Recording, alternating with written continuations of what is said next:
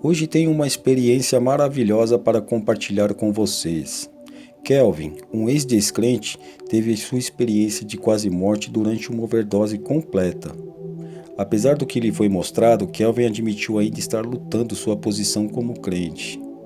Olá, seja bem-vindo ao canal Retornando da Luz. Se esta é sua primeira vez aqui no canal, estamos felizes em tê-lo aqui.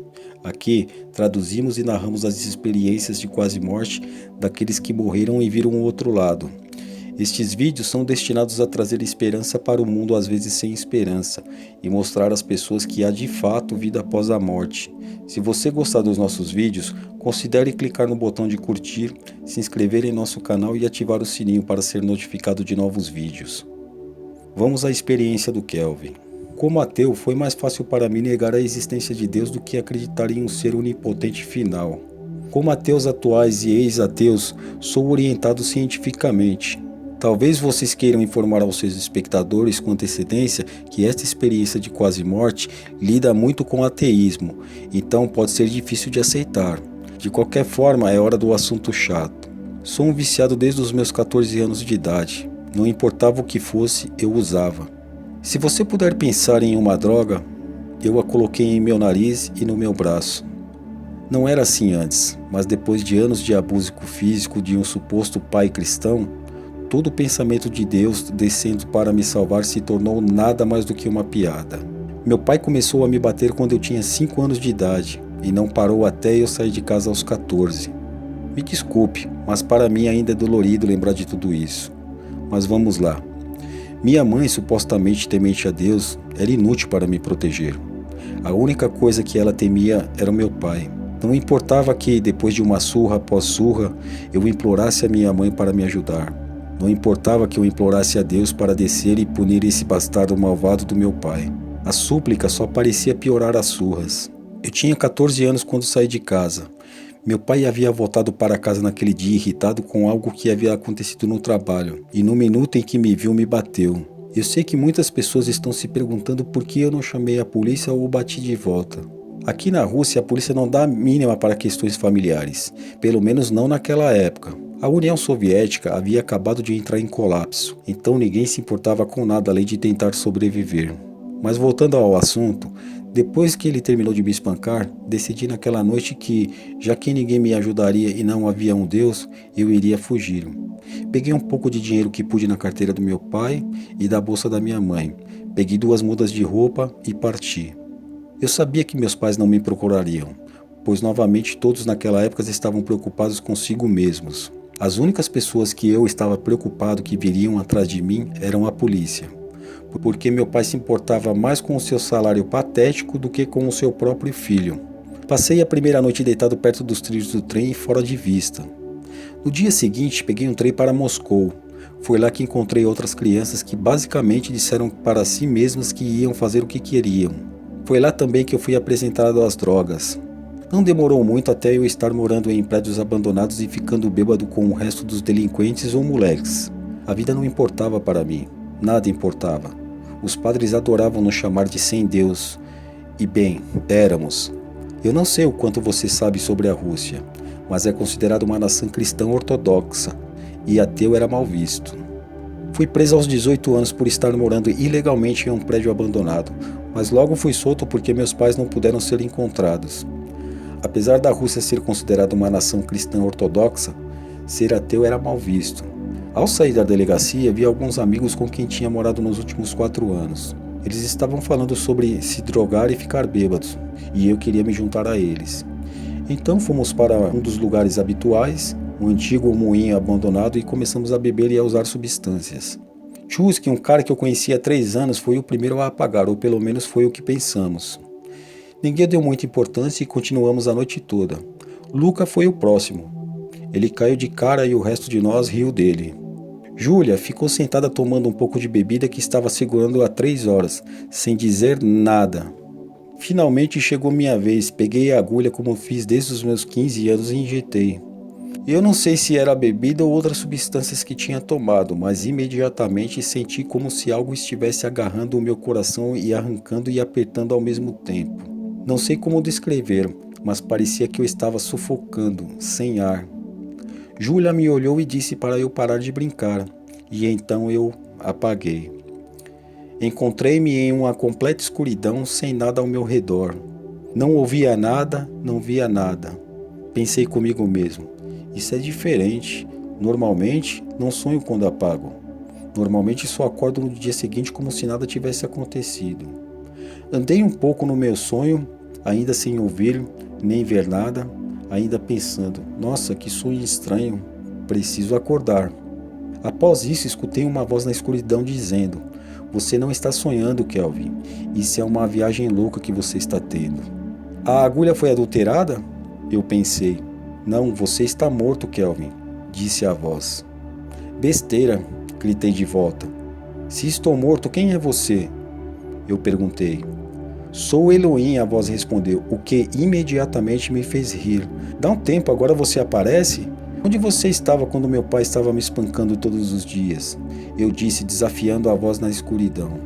Eu estava lá com você, recebendo todas essas surras também, disse a voz.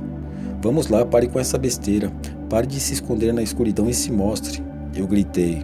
Assim que eu disse essas palavras, a escuridão desapareceu e o que apareceu na minha frente é difícil de descrever. Pense em uma aparição esfumaçada, é isso que parecia, só que era brilhante e eu podia ver o contorno de uma túnica. Eu estava esperando você abrir os olhos, disse a voz. Ver você? Do que diabos você está falando? Você ficou na escuridão, eu gritei. Você disse que estava comigo enquanto meu pai, um suposto homem de Deus, alguém que acredite em você, me batia diariamente por quase 10 anos. No entanto, você não se incomodou em parar isso? Por quê? Eu perguntei. Senti cada punho, cada golpe de correia de couro que ele usava para me bater. Senti tudo. Você sofreu com golpes menos severos, disse a voz. Mas você se recusou a parar com isso. Pare de rodear minhas perguntas. Por que você não o parou? Eu perguntei, sentindo a raiva de dentro de mim começar a tomar conta. Porque eu não podia interferir completamente no mundo físico, respondeu. Então você é um Deus inútil, um que não é onipotente, um que não pode estalar os dedos e fazer a dor parar. Eu zombei. Não, é uma escolha que foi feita há muito tempo, de que eu não interferiria completamente na vida do homem. A única maneira de eu ajudar é se você pedir a minha ajuda e encontrar o seu caminho até mim. Eu pedi, implorei várias vezes por ajuda durante cada espancamento, pedi para que você o matasse, mas você não fez isso. Por que você mente? Eu perguntei. Kelvin, você se lembra da noite em que fugiu? Perguntou. Eu me lembro, por quê? Eu perguntei de volta. Venha, quero te mostrar algo, disse. Eu me aproximei mais desta coisa enquanto ela levantava o que só posso descrever como um projetor. No projetor, vi a noite em que decidi fugir. Vi a mim mesmo entrando no quarto dos meus pais, pegando as calças do meu pai do chão, pegando a carteira dele e levando todo o seu dinheiro. O que eu não sabia naquela noite era que meu pai estava me observando. Apenas essa entidade me mostrou que uma pedra de algum tipo estava nas costas do meu pai e ele não podia se mover. Mostrou-me passando pela bolsa de minha mãe. Mostrou-me antes o que ela tinha feito e que ela tinha deixado muito mais dinheiro em sua bolsa do que normalmente fazia. Mostrou-me me dormindo ao lado dos trilhos enquanto me mantinha escondido da polícia que me procurava na área.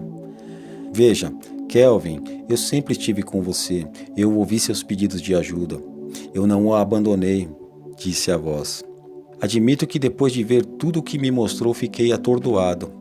Por que ainda sinto que me abandonou? Estou na rua há 4 anos. Estou sempre em problemas. Quando vai me ajudar a passar por este período? Perguntei, começando a chorar. Eu já te disse, Kelvin, só posso ajudar muito pouco. Você está aqui falando comigo porque sofreu uma overdose. Você e seus amigos estão mortos. Não posso impedir que tire sua própria vida sendo imprudente. E não posso ajudá-lo se não me deixar, disse. Só quero que a dor pare, Deus. Quero que meus amigos parem de sofrer também. Quero que você vá embora. Então a voz respondeu que a escolha era deles. Poderiam desistir ou permanecer em seu inferno pessoal ou escolher enfrentar as dificuldades que os aguardavam.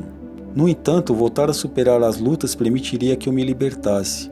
Quando eu perguntei o que aconteceria se eu voltasse, ele me explicou que o resultado dependia principalmente da minha vontade. Fiquei frustrado com as respostas ambíguas e disse que estava pronto para acordar. Ao abrir os olhos, percebi que havia estado sonhando e encontrei Júlia ao meu lado, chorando e aliviada por eu estar vivo. Descobri que meus amigos Luca e Nath haviam morrido. Refletindo sobre todos os eventos que me trouxeram até aqui e ver meus amigos mortos, confesso que não havia outra saída para mim. Ou eu endireitava a minha vida, ou teria o mesmo fim que meus amigos tiveram. No entanto, com a ajuda de Júlia, eu consegui me livrar das drogas. Me casei e fui morar nos Estados Unidos em 1999. Lá, fiz faculdades e obtive um diploma de bacharel em ciência da computação, com a ajuda de amigos americanos. Em 2008, passei no teste de cidadania e me tornei um cidadão americano. Todo mundo que eu já contei essas histórias afirmou que foi um sonho induzido por drogas. Parte de mim, que é orientado pela ciência, quer acreditar que foi o caso. No entanto, outra parte de mim acredita que o que quer que estivesse falando comigo da escuridão e da então luz era Deus. Às vezes ainda luto com minha crença, especialmente quando as coisas parecem não estar indo do jeito que eu quero. Eu acredito que ainda sou ateu, apenas não tão radical quanto antes. Não sei se isso faz sentido para você ou não. Sei que as pessoas estão se perguntando o que aconteceu com meu pai e minha mãe. A última vez que visitei meus pais foi em 2011. As coisas não terminaram em um tom positivo. Mesmo tendo dito que o perdoei pelo que ele fez comigo, ele ignorou, agindo como se tivesse me feito um favor. Devolvi o dinheiro que roubei dele e minha mãe com juros. Acabamos brigando no meu último dia no país e voltei para minha casa. Já se passou tanto tempo, mas ele insultou Júlia e todas as lembranças voltaram de como ele costumava falar com minha mãe e como me maltratava. E bem, digamos apenas que eu não sou mais aquele garoto de 1,40 m de altura e 50 quilos que ele espancava diariamente. Minha mãe nos liga de vez em quando para dizer como estão as coisas, mas eu praticamente a corto quando ela traz o assunto do meu pai. Mesmo quando ela me disse que ele estava morrendo. Acho que mesmo com Deus, algumas feridas nunca cicatrizam. Como um ex-ateu, nada me afastou mais da religião do que os cristãos. Se posso dizer algo e espero que você não enfrente muita reação ao ler isso, mas os cristãos precisam se acalmar. Pergunte a qualquer ateu ou ex-ateu, vocês são a razão pela qual a maioria de nós não gostamos de Deus e da religião. Bem, chegamos ao fim de mais uma experiência de quase morte. Confesso que por muitos momentos fiquei emocionado fazendo essa narração do relato de Kelvin. Não sei vocês. Sintam-se à vontade para fazer comentários abaixo. Deixem-nos saber o que você achou do relato do Kelvin e se acredita que às vezes nós cristãos pressionamos demais para trazer ateus e não ateus a bordo. Lembre-se de ser respeitoso e se discordar, faça-o de forma respeitosa. Por último, por favor, sem insultos pessoais, eles são totalmente desnecessários. E caso ainda não tenha o feito, certifique-se de se inscrever-se no canal e ativar todas as notificações. Isso permitirá que você receba atualizações quando um novo vídeo for lançado e por sua vez ajudará o canal Retornando da Luz a crescer. Até o próximo vídeo e seja muito abençoado.